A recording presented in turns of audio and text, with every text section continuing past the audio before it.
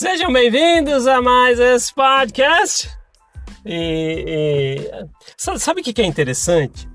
A gente fez um podcast, alguns dos episódios anteriores aí, que a gente mencionou um pouquinho a respeito do cenário político, né? Totalmente apartidário, não falamos nada de partido nem de candidatos. Quanto a situação é delicada e cada um tem a sua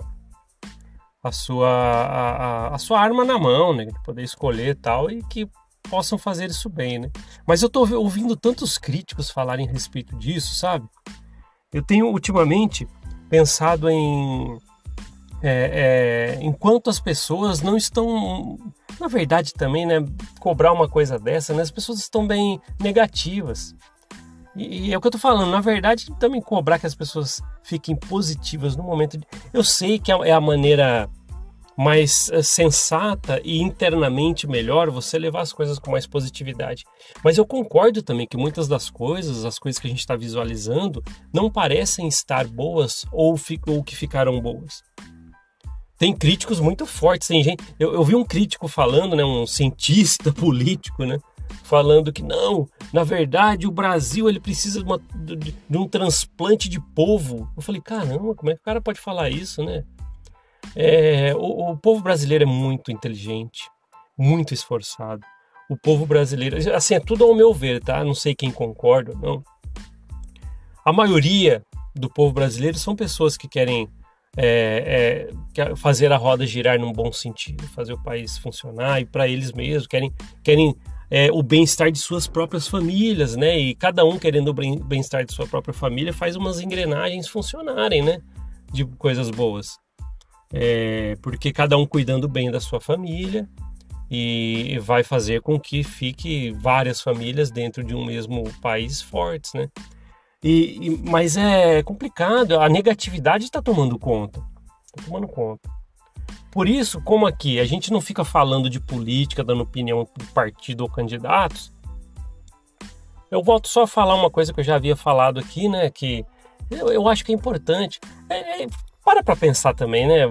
É uma semana decisiva, a gente está aí prestes à eleição aí de 2022, no segundo turno, então tá prestes a acontecer aí o maior evento político aí pelo menos dos últimos 4 anos, e a gente precisa falar um pouquinho sobre isso sem tocar em assuntos tipo partidos ou falar sobre os próprios candidatos, né? Já vou pedir perdão pelos barulhos externos. Hoje eu não estou no lugar que eu faço as gravações, então tem sim carro passando, cachorro latindo, que vocês vão ouvir bem mais mais alto do que de costume. Eu ouvi um cachorro agora, não sei se você que está com o seu fone surround sound está ouvindo. Olha lá, ó. Opa, olha lá, o cachorrinho latindo. Mas tudo bem, isso é o de menos, né? Mas sabe o que é? Essa negatividade é super compreensível. Se a gente trazer isso para uma esfera do emocional de uma pessoa, né, a gente trata de pessoas no consultório, por exemplo, como terapeuta, as pessoas ali, elas abrem as suas vidas porque elas querem alguma ajuda, elas chegam, tá aqui minha vida, me ajuda. E o terapeuta, por exemplo, ele vai conseguir fazer com que organizem-se as ideias e fazer com que a pessoa se redescubra, entenda mais sobre ela mesma, tal. Esse é um dos desafios enfrentados, né, pelo analisando e o terapeuta, né? E deixa eu só fazer um adendo sobre isso. As pessoas perguntam para mim qual é a função da psicanálise.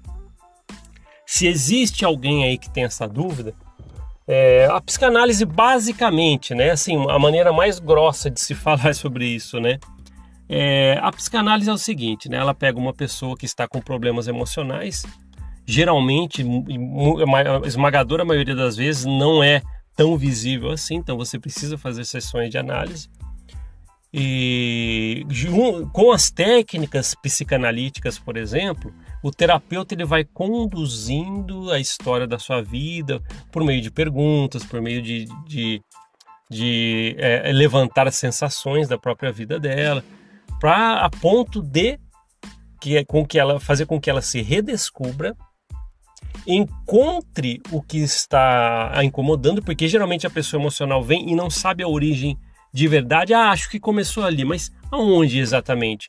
Então a terapia ela faz buscar o foco do problema emocional E quando a gente encontra na terapia o foco do problema, olha, aqui começou, é ali o nosso verdadeiro trabalho. É fazer aquele problema, o foco não ter mais sentido. Lógico, aquilo não se apaga da vida de alguém, mas o trabalho é fazer com que a pessoa não deixe aquilo dominar o resto de toda a sua vida. Então, basicamente é isso. Na terapia, né, a gente vai até o foco do problema e quando chega até lá, faz a pessoa não dar tanto sentido para aquilo, para que possa afetar a sua vida ali para frente. Então, por isso que às vezes depois da terapia, a pessoa consegue se conhecer melhor, porque olha só, nesse caminho de acessar o inconsciente dela até chegar lá no foco, passamos por cada coisa da vida dela, a gente vai discutindo, ela vai se conhecendo.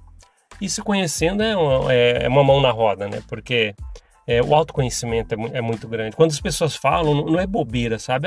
Busque o autoconhecimento. Já me conheço. Tá? A gente acha que sim, né? Mas esse é só um adendo que eu queria fazer. Agora, passando de novo para a negatividade, isso quando chega até a terapia, as pessoas, por exemplo, negativas mesmo, pessimistas, você chega muito em terapia, eu não sei, não vejo nada de bom. Imagina, você como um terapeuta, chega um paciente para você e fala assim, se pergunta para ele, o que te trouxe até aqui? Ele falou, não sei, só sei que nada de bom, não tem nada de bom está para acontecer e acho que tudo está ruim. Tem pessoas assim, sabia? E chegam dessa forma. Aí a gente vê, por exemplo, a nível de país, muita gente negativa. E volta a falar, é compreensível. Assim como alguém que chega na terapia e começa a falar, para mim eu não visualizo nada bom, tá tudo ruim, nada vai melhorar e tá tudo péssimo. Aí você investigando, analisando a vida daquela pessoa junto com ela, você acaba compreendendo, porque sempre tem um motivo ou causas que levaram até aquela maneira dela de pensar, então você acaba entendendo por que ela pensa daquele jeito. Por isso que também, quando a gente está vendo essas pessoas negativas aí em meio político, econômico, pelo país, cientistas, entre aspas, né, políticos, não, tá tudo ruim, nada vai melhorar, você vê isso aí, até em esfera nacional, né? E é interessante falar sobre essas coisas, sabe? Eu estava tentando linkar isso aí com a igreja, com algumas coisas que eu vi, porque a igreja é um falso positivo, é um pouco diferente da negatividade. Não sei se vocês vão conseguir captar, né? Eu não sei, porque às vezes eu tenho dificuldade de expressar o que eu mesmo estou sentindo ou pensando. Mas isso é normal, porque às vezes a gente quer expressar de uma maneira, às vezes até eufórico, eu preciso falar isso pro pessoal lá do podcast, e às vezes não consigo transmitir, mas eu vou tentar passar para vocês. Eu estou fazendo todo esse adendo aí, né? Toda essa introdução a respeito da negatividade, porque lá na igreja, por exemplo, onde que eu estava querendo linkar com a igreja, lá a gente aparentemente não vê tanta negatividade. A gente vê o falso positivo. A gente vai ter que falar sobre o falso positivismo, né? Que falam por aí. É mais ou menos assim. Às vezes as pessoas sabem que elas estão vivendo lá dentro da igreja. Às vezes elas sabem disso, né? E eu falo isso por você, por experiência própria. Às vezes as pessoas sabem que elas estão vivendo na coerção, no medo, em meio à fofoca, disputa de cargos e tudo aquilo que a gente já falou, meio de líderes perversos, narcisistas. Só que mesmo sabendo todo esse ambiente, como é, né? Todo esse ambiente em que ela está vivendo, ela tem um falso positivismo dentro dela. Não, mas é tudo isso para o bem. Se o bispo falou aquilo lá, se escapou, não.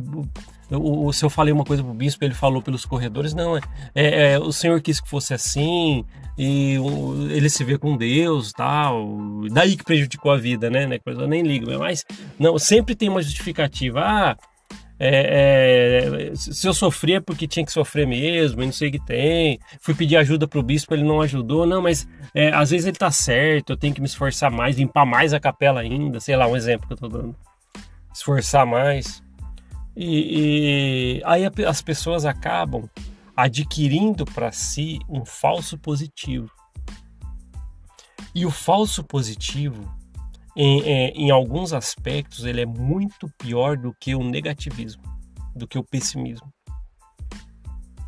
Porque o pessimismo, pelo menos você põe para fora. Pô, aqui tá tudo ruim, não tá legal, o país não vai para frente. Ou quando é a nível da própria vida, nada tá dando certo para mim, acho que não tem mais progresso na minha vida, tá?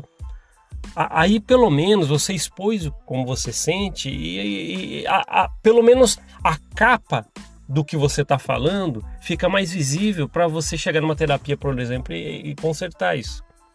Agora, quando chega alguém, por exemplo, agora falando como terapeuta, quando chega alguém até o consultório por causa de abuso religioso e ela conseguiu escapar da seita, religião, igreja, seja lá qual placa de igreja que for, e ela chega até uma terapia e começa a entender o quão mal aquele ambiente foi para ela, ela começa a ver que ela tinha um falso positivo. Não, mas eu achava que era para o meu bem, eu sabia que era difícil de suportar, mas eu achava que tinha que ser daquele jeito mesmo, e era para o meu próprio bem, e é sempre assim.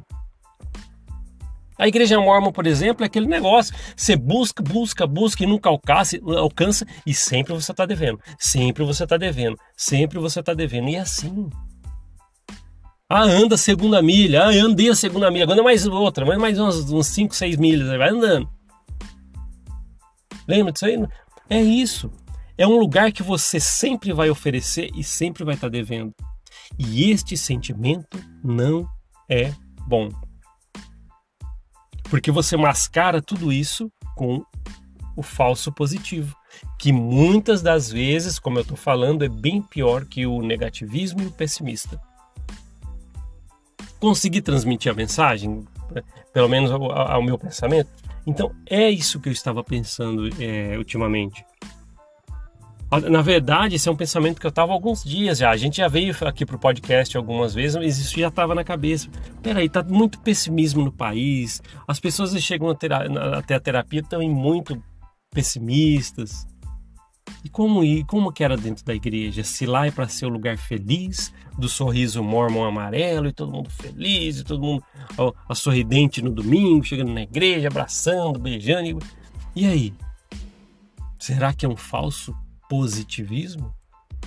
A falsa alegria, será que é? Que mascara ali, às vezes, uma vida amarga, triste, percepções que você deixa de ter, oportunidades que você deixou de ter por causa da corporação. Quantas vezes a gente falou cada coisa aqui? Lembra que eu comentei para vocês? Acho que foi o podcast passado, né? Ou foi o anterior? Que teve um casal que ele foi pedir ajuda para o bispo totalmente manipulador e narcisista perverso. Não, mas tô vendo aqui que algumas semanas vocês não vieram limpar a capela. Então melhorem primeiro, depois a gente volta a falar da ajuda que vocês estão precisando. Aquela família estava precisando comer, pagar contas de consumo. E aí, tinha que esperar? Mas, é o que eu volto a falar, eles não afastaram da igreja aquele casal. O que será que eles tentaram adquirir para si, para suportar aquilo? Talvez um falso positivo. Talvez o que o bispo falou é para o nosso bem mesmo. Talvez a gente não precisa da ajuda agora, talvez a gente tenha que se esforçar mais mesmo e pronto.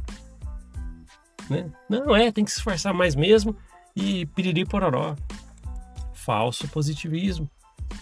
A falsa alegria. A maior tristeza que um ser humano pode ter é um falso sorriso. Guardem isso que eu estou falando, tá? Eu, por ter falado com tanta gente em terapia, pessoas chegando tristes e falando sobre suas vidas, e muitas das vezes a gente consegue melhorar isso, mas elas chegam tristes, começa a contar como conseguiu suportar até ali, até aquele momento.